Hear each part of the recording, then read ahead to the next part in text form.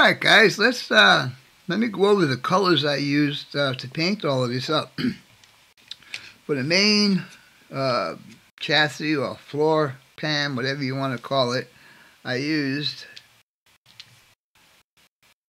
Panzer Gray.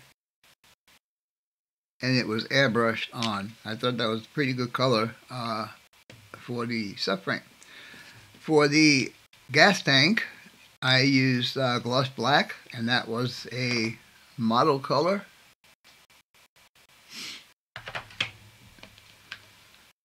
And let's see. For the exhaust pipes, I used this black metallic. For the mufflers, I used aluminum, aluminum. And so that'll go in there. For the subframe, I used the same gunmetal. I mean the same black metallic. And for the cross member, same thing. Of course, it doesn't go like that. Let's see. Drive shaft, I used the same black metallic. On this differential, I used rust, and then the black metallic on the coil springs. I mean on the leaf springs. Sorry about that. Now,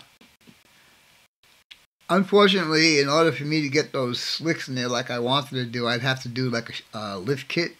And I don't intend on doing that right now because all of this just fits in there so nice. I'm not going to mess with it. I'm not going to put the exhaust in just yet because, like I said, the engine that I am getting is going to have headers, and the headers are going to come straight back this way. And I want to try and get them hooked up to the exhaust somehow, so I may have to modify the length of these pipes in order to make that work. That is going to be seen when I get the parts. Front suspension parts. This is the coil spring and the spindle. And then we have rear shocks.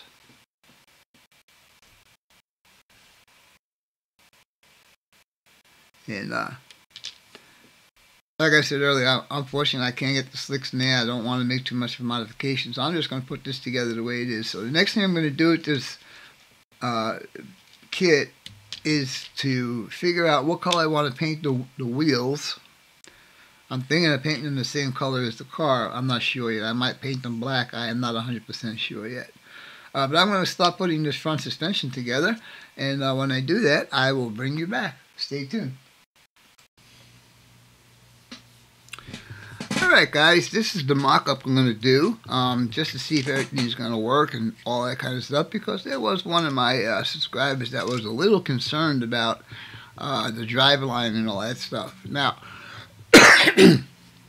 what I have mocked up in here right now is the 396 from my 69 Chevelle.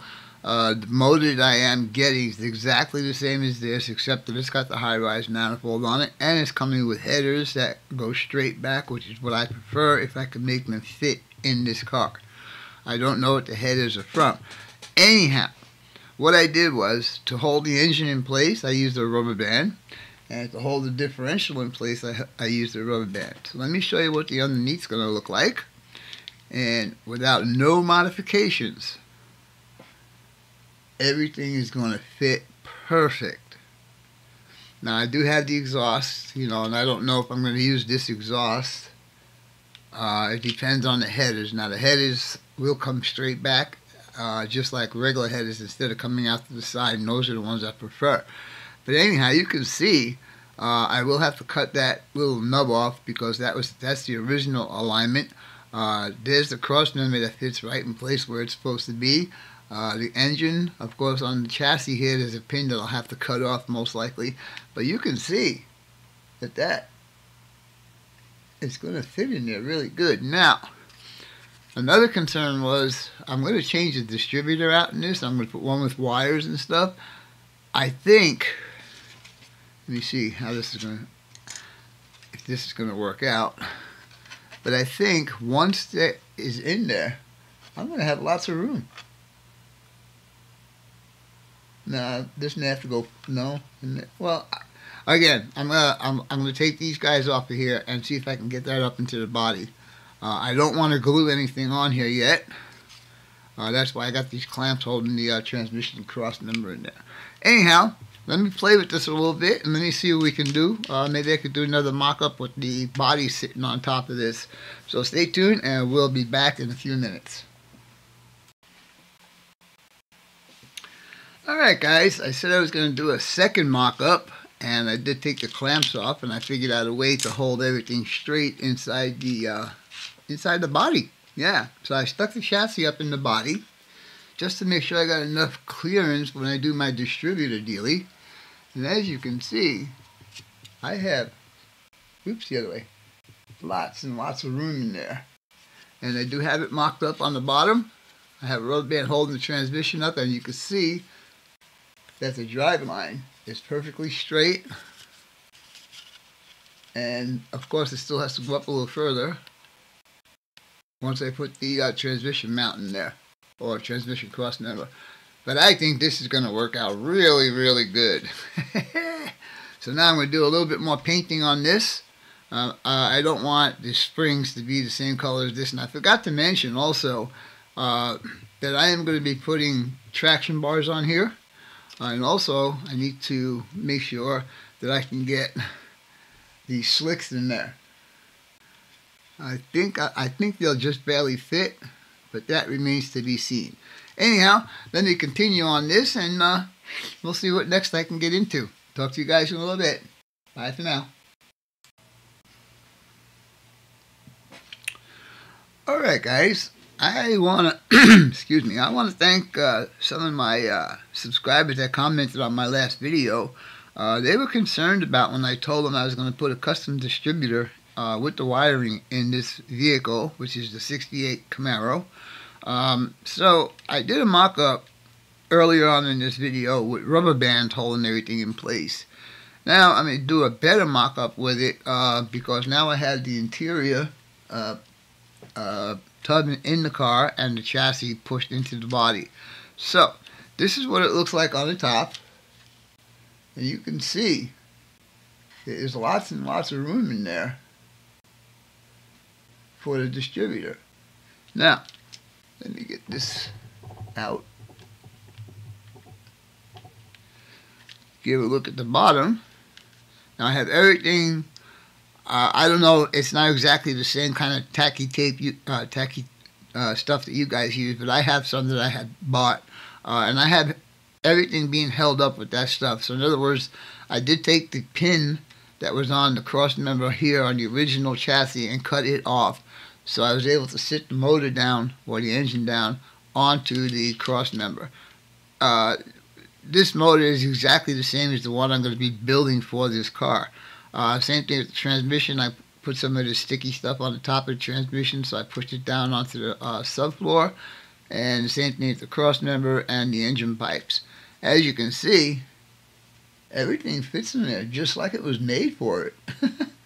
So I'm thinking that we're going to be good. I also went ahead and installed the lower subframe with the spindles in there. So actually, we can put wheels on this car and watch it roll. So let's put this down. I also said that I was going to do something with the factory wheels. I did use the Tamiya chrome, and I did chrome them up. Problem I'm having is, and I don't know if this is something that is normal or what, but to mount these onto the car, you need to put this guy on first, right? And if I want this to roll, I have these little locks. They're called locks to go on the spindle that'll hold this part on, which makes the wheel spin. But when I put the wheel, the rim in there, the outside half of the rim, it doesn't fit. It doesn't fit all the way into the tire. So I don't know. I mean, it's the instructions are clear. You know, just do it like that, and it should work. So I tried it, and I took one of these. I have them stashed in a place where they won't get lost. But I put it on there, and it can only go so far. And then when I put the wheel on, let's see, there's another skinny one. Yeah, this one. So when I put the wheel on there, and then put the, well, actually, I would do it the other way. I would, oops. So the wheel's on, and the lock is on, and now I would put this into the wheel, which feels really loose in there to begin with. Now, my next question is, do you guys actually glue the rim to the wheel? Because I don't know how that's going to work, because this is rubber and that's plastic. I don't know what would work there, probably some CA cement. Anyhow, when I put it on here and push it down onto that piece, you can see the rim starts to pop up. And I don't know, maybe I shouldn't be building model cars. I don't know. Seems like every car I have has a problem. But anyway, I would like it for it to roll. It actually rolls pretty good without the pin in there. But see, if the pin is not in there, the wheel will come right off. That's why the pin, that lock, this lock thingy has to be there. Anyhow, I'll get it figured out sooner or later. Most of the parts that I am expecting for this car say they'll be here today. Today is Monday, and it is the 9th? 8th. Today is the 8th. They say it's going to be here today. I don't know. The distributor was supposed to be here on Saturday, but that didn't happen. Great post office. Anyhow, this motor, I think I'm going to, if this little customization works out, I'm going to try putting the Chevy motor in the Oldsmobile. Because that's what most people do with the Oldsmobiles, because their 455 motors just don't hold up. 5,500, I think, was the maximum RPMs you could take those motors. And I was doing 6,500 and putting rods through the block and all kinds of good stuff. Anyhow, I think for now I'm going to call this video good. I hope you guys and gals enjoyed it. And as always, your questions, comments, input, subs, shares, and likes are always welcome. For now, that's all, folks. Captain Cuz 6951 out for now.